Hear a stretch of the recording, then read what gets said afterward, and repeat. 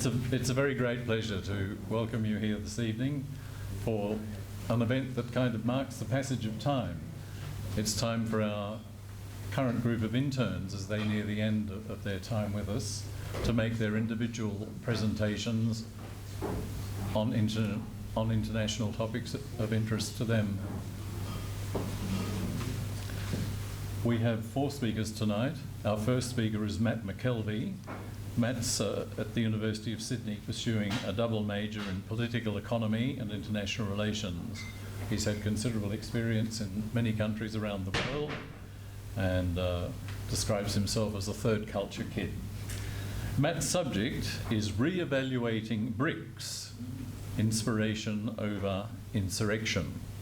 I'm not going to try and summarise his address, partly because you'll have read the summary probably and deciding to come here, and partly because it's beyond me. So it's over to Matt.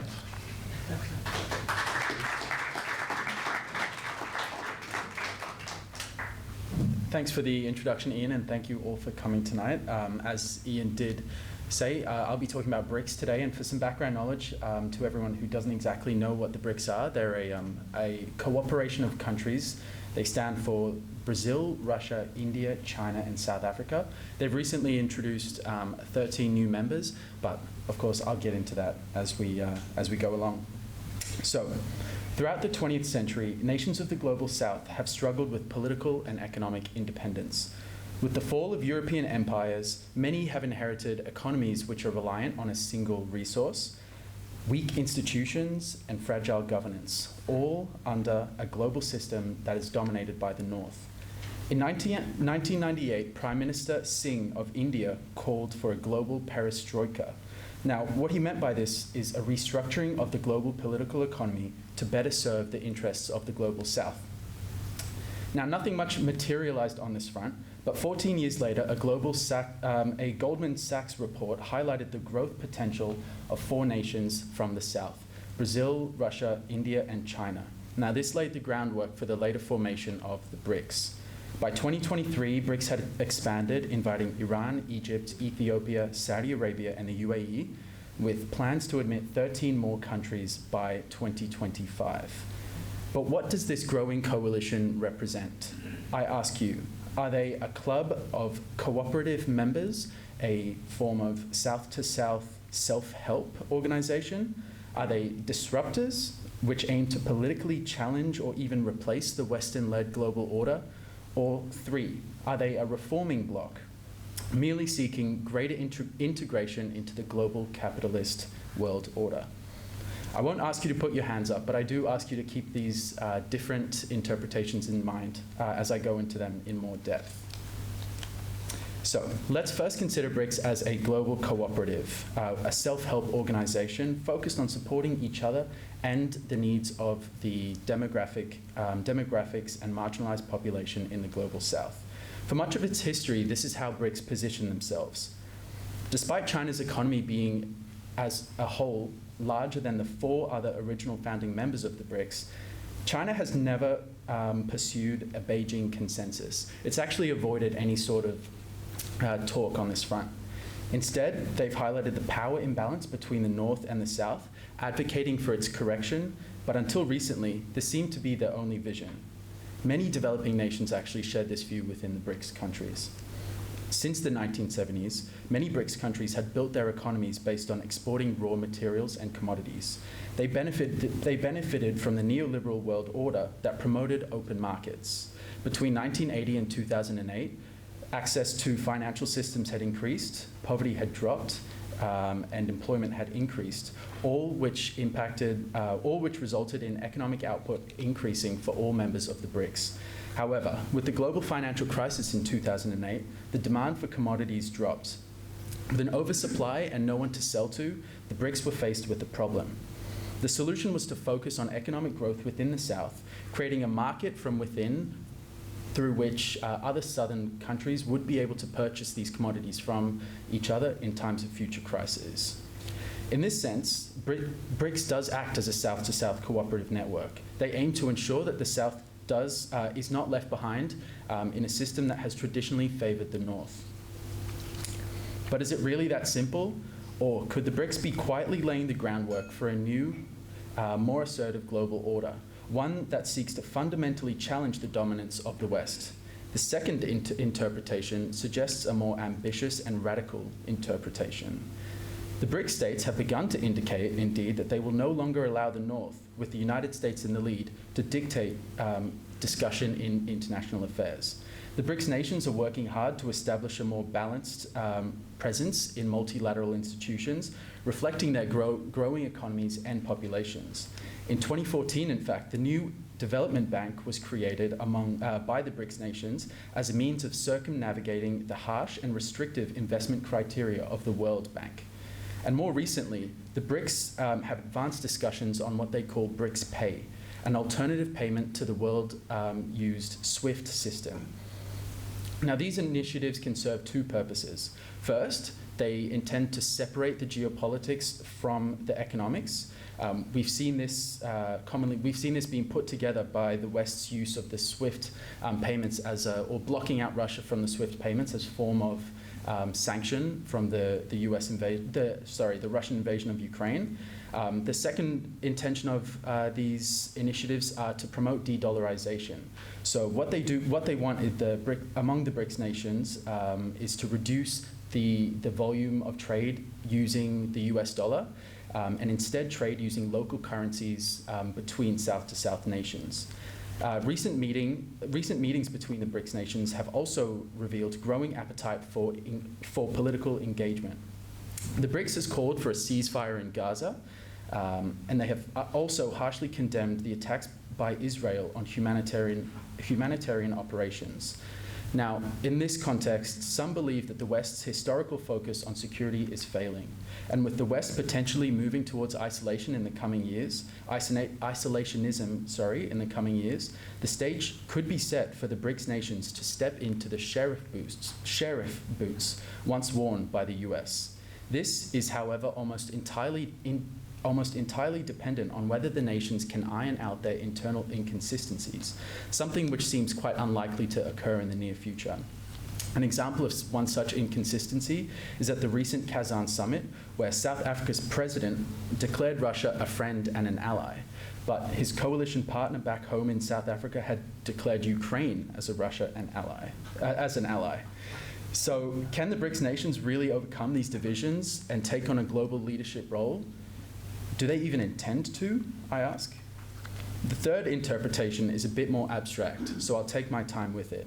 It can be seen as a reformulation of current BRICS analysis, taking points from both perspectives that I've introduced, but moving away from what we call a nation-state-centric analysis.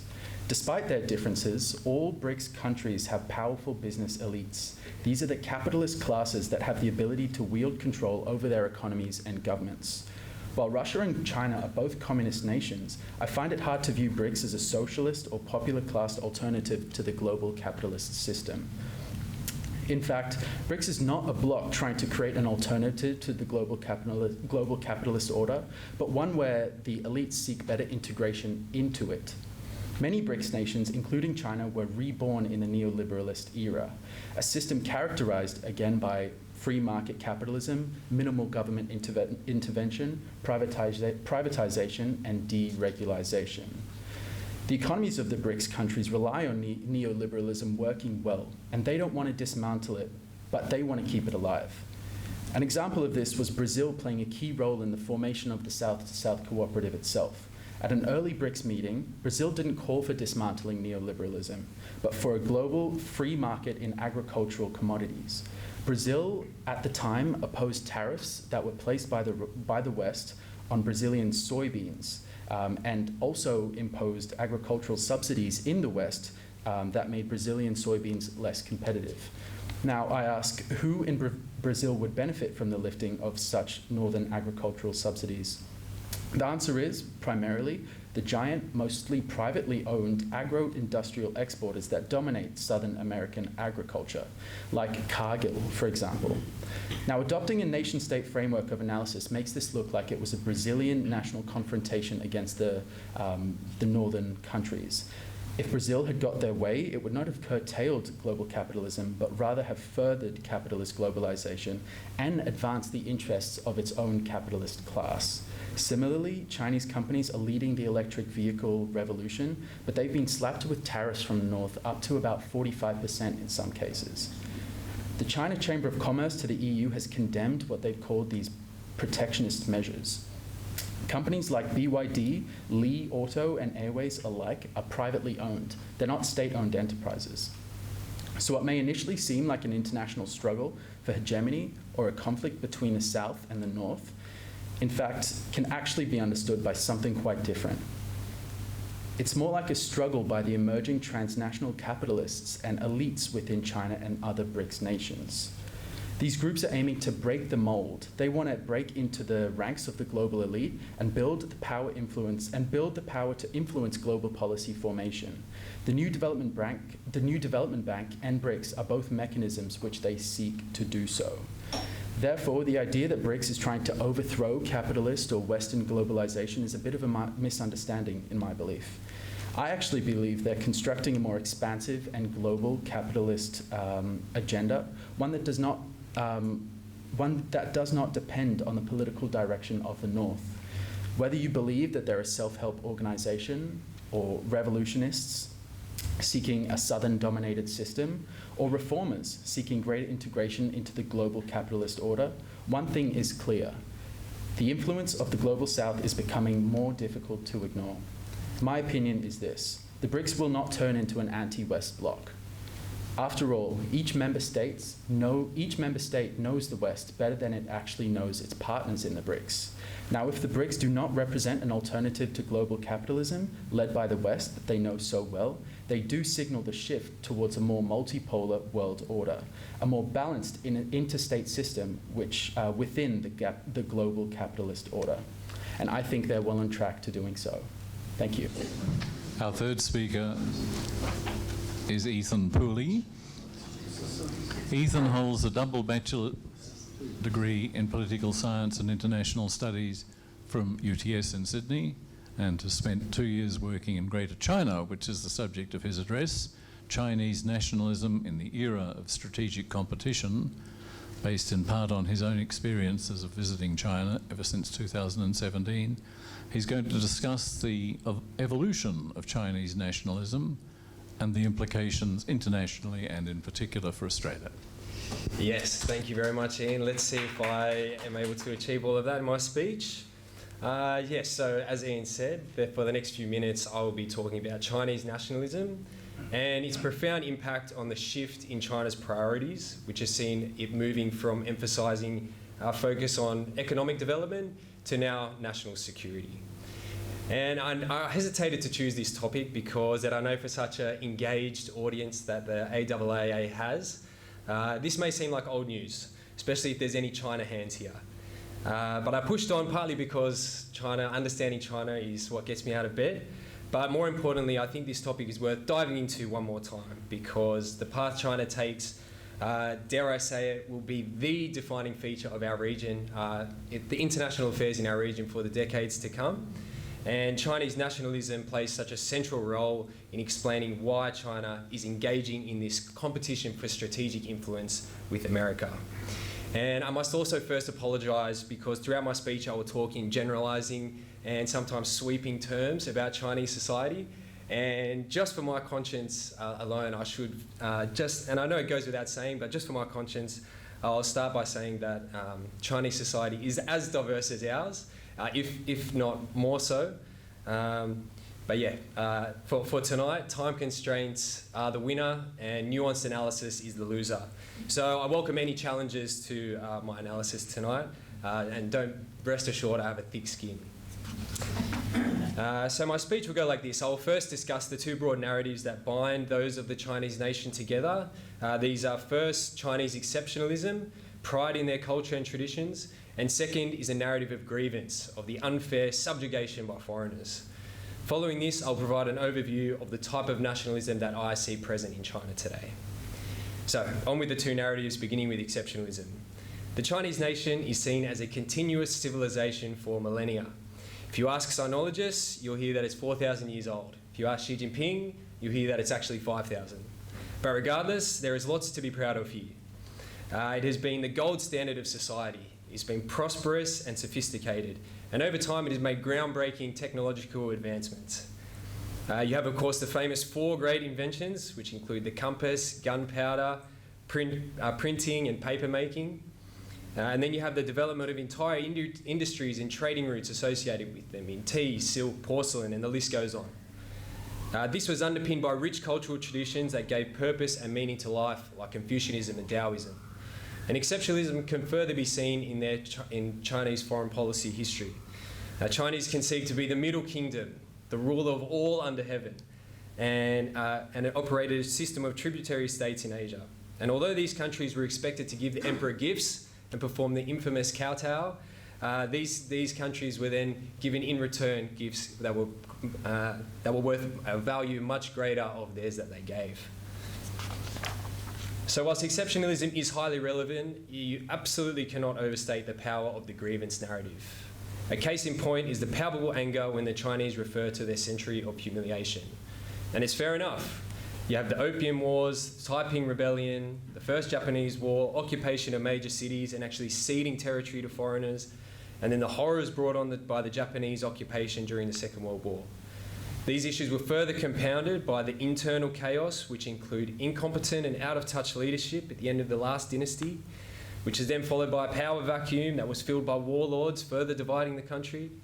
Then the civil war between the communists and nationalists, and then of course the chaos and instability under the Mao years.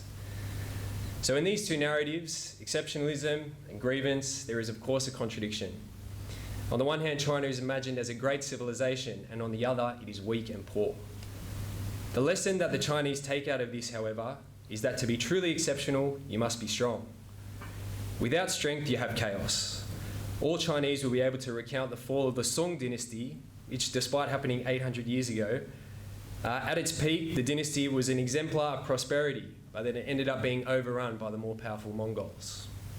Also the Qing, which was so powerful it expanded China to its greatest borders that they've ever been. But after some time, again, they were overrun by foreigners. And you get the century of humiliation. So for today's China, the last 150 odd years where China was subordinated is viewed as just another expected blip in this 5,000-year-old civilization, where dynasties have risen and fallen as they do. And to fulfill this sense of exceptionalism that they perceive themselves to have, and to avoid further grievances, they must build their national power guided by what I will call security-centric nationalism. And this is now playing out in Chinese decision-making today. And this is where I will now turn. So what I mean by security-centric nationalism is that to achieve the Communist Party's stated objective to realise the rejuvenation of the Chinese nation, the party no longer looks merely to economic development or producing technological and scientific breakthroughs. Rather, they look to fully ensuring their national interests are secure. One part of this is that nationalism is now deeply tied to having military capacity to assert its rights to its territorial claims. But national security goes beyond just military aims. They seek to have geopolitical influence for these. They seek to have the geopolitical influence for these claims to be respected. They seek financial security, energy security, food security. Take this as an example: while China feeds 20% of the world's population, it only has 10% of the world's arable land. So of course, these are the wishes of every country, Australia included. We all want our national interests to be secure. But what I see is that pursuing national security has become a patriotic endeavour in China. And thus we cannot overlook the strength of the ideological backing that nationalism gives to these objectives.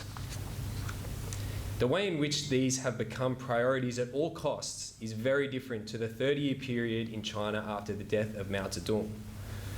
The leaders of this time made economic growth and technocratic decision-making the hallmarks of their leadership. And it is interesting to think that a common analysis of China was that as it became wealthy, it would liberalise. Contrary to that, as it has become wealthy, it has become more nationalist. So what parts of China are driving this? Of course, you cannot look past the presence of the leader, Xi Jinping, who has undoubtedly been instrumental in accelerating China down this path. He sees struggle as an inherent part of the China story, and under his leadership, he has used the legitimacy that nationalism provides to lay the groundwork for the Chinese people to accept that developing a world-class military, a security state, and ultimately asserting its worldview in defiance of the status quo is of more value than continued high rates of economic growth, greater social liberties, and friendly relationships within the region. But Xi Jinping is no puppet master. I think that nationalism in China sometimes gets misconstrued into a top-down, party-led ideology. And at the extreme line of this thinking is that the Chinese people are indoctrinated or brainwashed even. My take is that nationalism in China is an organic force that operates in a mutually reinforcing way between the state and the society. This two-way relationship at times does indeed see the state cultivate and whip up patriotic sentiment, but then at other times, the state actually becomes wedged in between rational decision-making and international respect on the one side, and the society on the other side, who insist on the need to insert their national pride. So in conclusion, I see nationalism in China as being intricately linked to the country's current focus on national security. The security-centric nationalism not only motivates the government to prioritise military modernisation and assert its territorial claims, but also works to place a high value on ensuring that China is not subjugated to the same kind of humiliation that it was in the 19th and the 20th centuries. The two narratives of exceptionalism and grievance are not just historical legacies, historical myths. They bind the country together and have primed Chinese society to, at least at this stage, accept that the number one priority should be to make China strong. This form of nationalism, I think, will continue to shape China's policies for the foreseeable future. Thank you very much.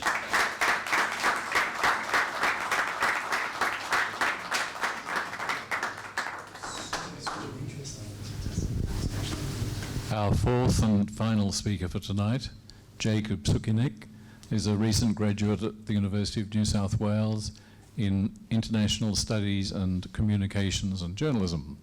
His topic for tonight is social media algorithms, and he refers to them as demonstrating the shortcomings of traditional securitization. Over to you to make sense of all that. Thank you. Thanks, Ian, and thanks, everyone. So the landscape of international security has dramatically changed over the past few decades. As states and multilateral institutions continue to grapple with traditional threats of terrorism, transnational crime, and interstate conflict, there's a seldom discussed and severely under-acknowledged danger that may threaten the very fabric of our pluralistic society, the social media algorithm.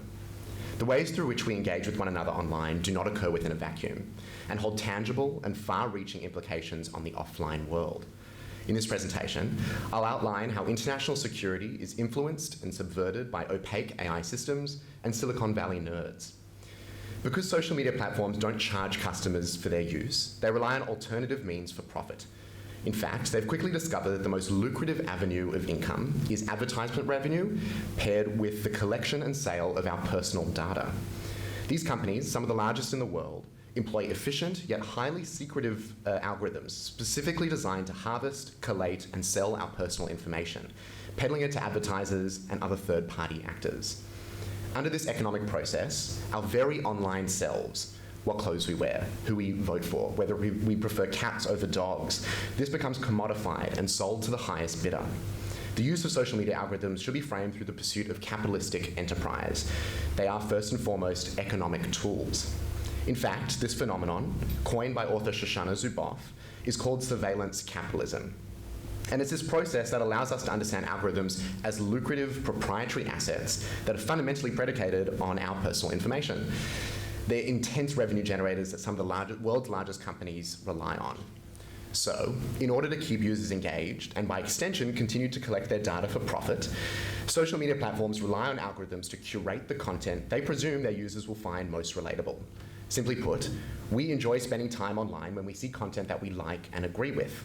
Optimizing our feeds through AI to almost exclusively contain content that we enjoy consuming means that platforms can continue harvesting our data for longer and make more money. Okay, while this sounds harmless or benign at first glance, in practice, this process reinforces an individual's preconceived worldviews.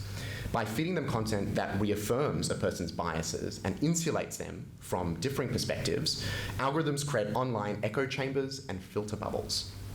Okay, so who cares? What does any of this have to do with international affairs? Well, it's within these echo chambers that more extreme and fringe ideologies are prioritized and heightened.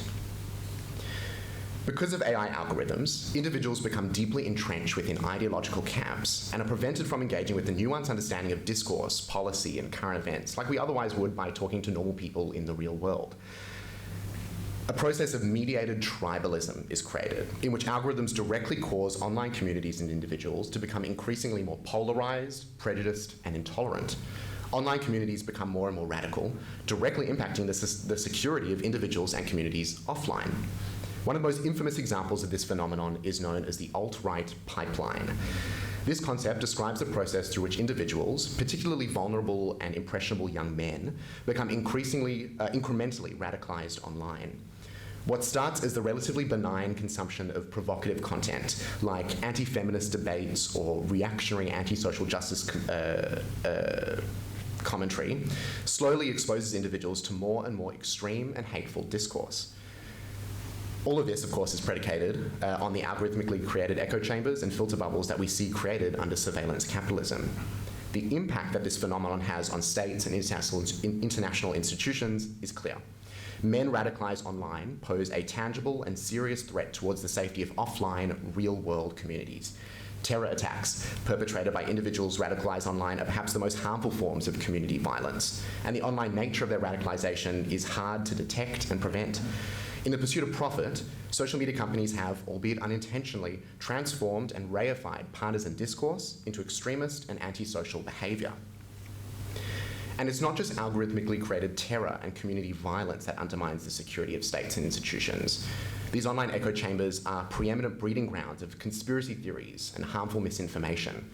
We saw during the pandemic in 2020 just how dangerous conspiracy and false information could be on our institutions, our communities, our public health. Algorithms function by amplifying the voices of bad actors and crazy conspiracy theorists within echo chambers.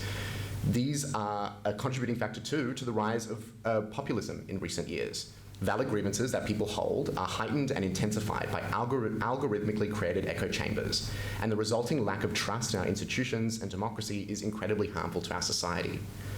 This is made even more complex and dangerous when powerful actors utilize social media algorithms to subvert and transform social discourse for their own self-interest. Topically, Elon Musk, as the owner of X, formerly Twitter, unashamedly weaponized the algorithms on his own platform to promote and campaign for Donald Trump, conveniently securing himself an important position in his new cabinet. But finding a solution to this problem is even more complex. Traditionally, it's the state that assumes the role of the guarantor of security. We expect governments and state institutions to keep our communities safe. However, states may be ill-equipped to appropriately respond to algorithmically created threats. The very global nature of the internet means that a state-based regulatory approach has little effect on US-based media companies, who tend to resist external regulation and commonly utilize legal tactics to delay or avoid compliance. And because algorithms are such profitable revenue generators, the ways that they operate are intentionally kept opaque and secret, often called black boxes. Their inner workings are unknown outside of an exclusive group of software engineers and Silicon Valley executives. This forms part of the reason why they're so difficult to recognize, let alone regulate. Perhaps the best solution we have to addressing algorithmic insecurity is shifting away from a state-based approach.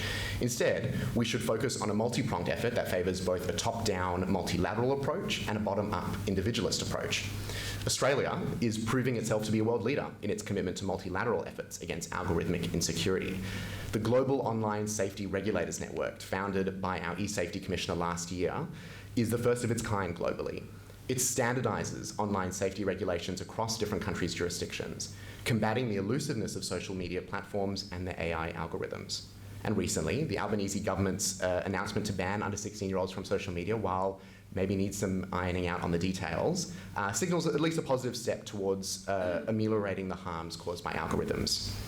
Importantly, though, I believe that individual users have a responsibility to combat the negative effects of algorithms.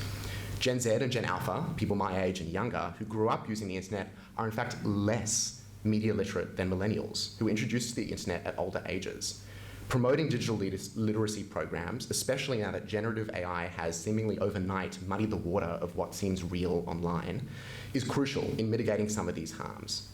Ultimately, it's up to individuals and communities to foster an environment through which we interact with each other online in healthier ways.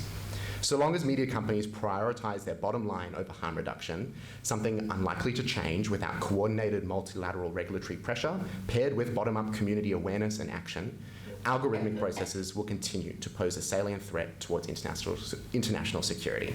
Thank you.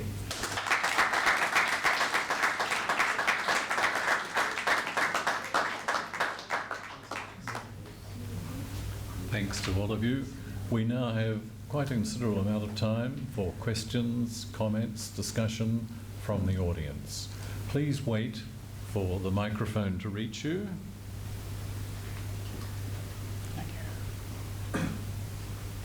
And far away. Thanks. To our friend who talks about Chinese nationalism, isn't that a growing phenomenon in the world?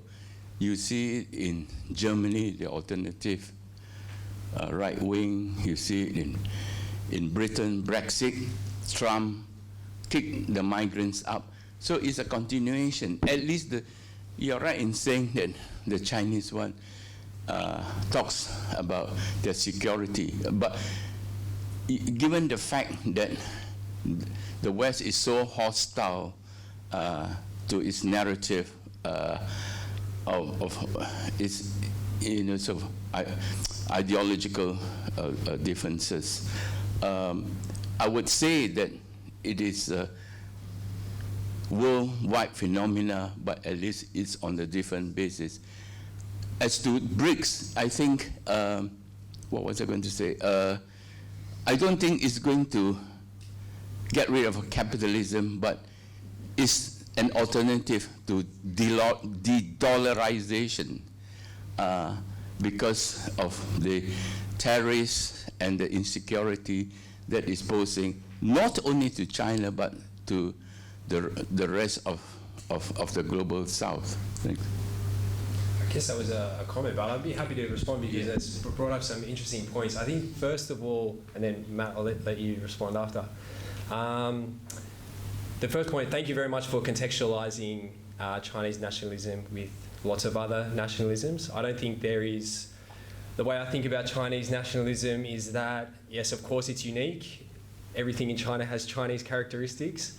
But it is not remarkable. Yeah, it's very similar to all of the others. And I mean, we'll all recall that the nationalist movement that spread across the world in the early 20th century was, China was involved in that. So a lot of the nationalist leaders learned kind of this ideology studying in Europe. So yeah, I would definitely agree that we need to contextualise China. And I talked about Chinese exceptionalism. I don't think it's very, very similar to US exceptionalism and all of the other kind of great empires that have existed throughout time. I think there was one other point. Does that satisfy you? If you think of it. Yeah, yes, definitely.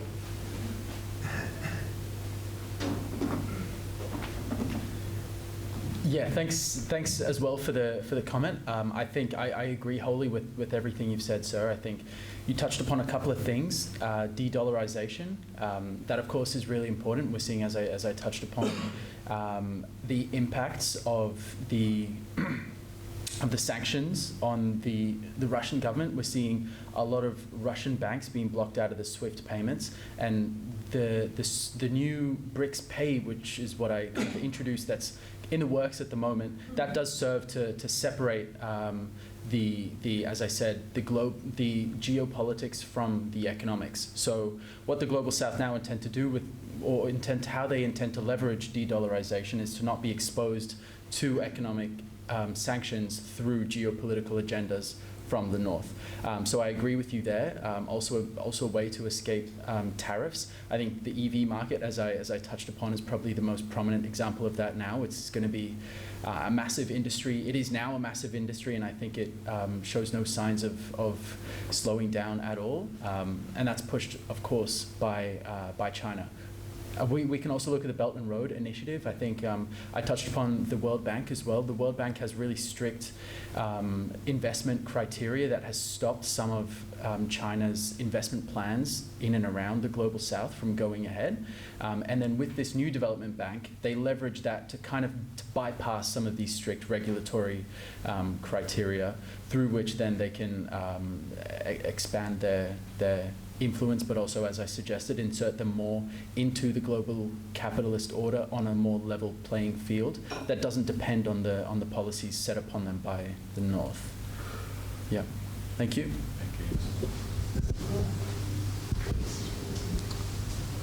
I'm going to ask about social media. Then we should have had one comment or question for each of the 4 speakers. Now, I'm interested in your concluding remarks talking about international cooperation and about Australia perhaps being more advanced in pursuing that. If we talk about social media and the international environment, then there is, like almost everything else that we've heard tonight, a China connection, because I think that the WeChat, which is like China's national social media, has advanced features that perhaps no other social media is able to compete with them. And it has, well, people probably think of it as being a security risk because it's open to the government, but it also means that it is very well regulated, and it is totally integrated into people's daily lives. So, as anybody who's been to China in the last few years will tell you, it's very, very difficult even to travel in China if you don't have WeChat. You need it for buying a bus ticket or traveling on the train or making any kind of daily transaction. And yet there's this big divide between the Chinese internet system and the Western internet system. So how are we going to, is it ever going to be possible to have a truly international cooperation on social media if we can't bridge that divide? Yeah, it's a fantastic question. You're right, WeChat is very ubiquitous in China. It's something that hasn't really translated beyond China's borders, at least to the Western world, so much. Chinese communities. Exactly, of expats, sure, but not in the sort of mainstream Western communities. Southeast Asia. Yeah. I think international cooperation is a good start, but it's not going to solve anything, especially with regards to regulation. China has very successfully integrated itself as a state into the social media sphere with WeChat and with TikTok especially as well, in ways that I think Western countries, perhaps for ethical reasons or moral reasons, are unable to or unwilling. I think TikTok is an interesting case because of its prominence outside of China as well. WeChat is interesting in the way that it's often surveilled by the government, and they've inserted themselves very strongly into the media landscape. But TikTok, obviously there were big news stories in the US and here where there are security concerns about whether or not our personal data, which is being collected for sure, is making its way back to the Chinese government. There's no conclusive proof of that, but it is a valid concern. So yeah, it's something to consider. I think TikTok has become so successful strictly because of its algorithm. It operates in a way that other social media platforms don't, in that it shows you mostly content that is not from people that you know. It's a very sort of the opposite of a community sort of based social media platform, and that's why it's so successful. Its algorithm is very strong. It's also very secretive. You don't really know what's going on. Chinese owned. Exactly. And so there are inherent problems, especially with multilateral cooperation in addressing that. But yeah, I think in my personal view, the sort of bottom-up individual approach is the best way to combat these sorts of harms, where you're promoting digital media literacy, you're promoting things like fact-checking, making sure that AI is not, telling you wrong things or showing you misinformation. I think that's a better route, but both are necessary.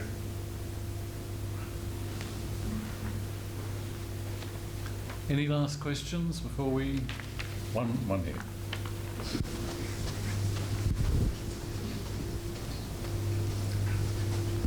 Thank you. Just on Chinese nationalism, those of us who lived in Southeast Asia for a long time, I think, at least myself, always very taken by the ethic or the business ethic of overseas Chinese and progressively in mainland China as well. And it seems to me in countries like Singapore, nationalism is not in a sort of power sense, but it's one of trade-off that, there's never, after the PAP came to power, there's really never been any opposition to a government which is demonstrably not democratic, but it, goes through the forms, but everybody is trading off that happiness of having a prosperous state. And one can say that the former premiers in China were trading that off and saying, we'll raise your standard of living. And there's enormous willingness to trade off what we would call a terribly authoritarian government for simply rising prosperity. Now, I don't know whether you call that nationalism, and I guess the question is whether Xi Jinping has now changed that trade-off economic nationalism to something else. Yes. I couldn't exactly speak to overseas Chinese communities, expat or Chinese states not in mainland China. And yeah, I definitely think Xi Jinping has accelerated this nationalist force to build the national security state to revive China as this great country, powerhouse of Asia. And I think, is this going towards your question? Just saying, is he moved out of the economic into a sort of power, something where nationalism becomes a power within the international community rather than economic? Definitely, yeah. It's a comprehensive power. They want to build a comprehensive power. So this is economic power, but also military power, diplomatic influence. Yeah, it's very comprehensive. And I think, I guess we could talk about it as a structure thing. This is what all great states do. But then I think this nationalism is what I believe is the kind of the ideological force behind this. And that's why, as I said, like the trade-off between economic prosperity, it's willing to be traded off for the meantime as they create a strong, because what is being economically successful without achieving a great and secure country? I think that's how I see the movement, yeah. Well, our interns tonight have taken our minds, I think, in some refreshingly different directions. But next week it's back to Ukraine and Russia and all that. Next Tuesday evening, the 26th of November, we have an address from Professor Alexei Muravyev from Curtin University in Western Australia. But he's looking at a slightly different aspect from what we've been hearing lately, including moves towards accepting some form of ceasefire. He's looking at the possible prospect of Russian aggression towards the Baltic states, Lithuania, Latvia and Estonia. So do come along next week and get back into the mire that surrounds all of those issues. But to round off this evening, I'd like to express thanks on behalf of us all to an outstanding group of interns. You bring great skill and insight to our activities, and you pay us a great compliment in preparing material of such thoughtfulness as you have this evening. So thank you very much.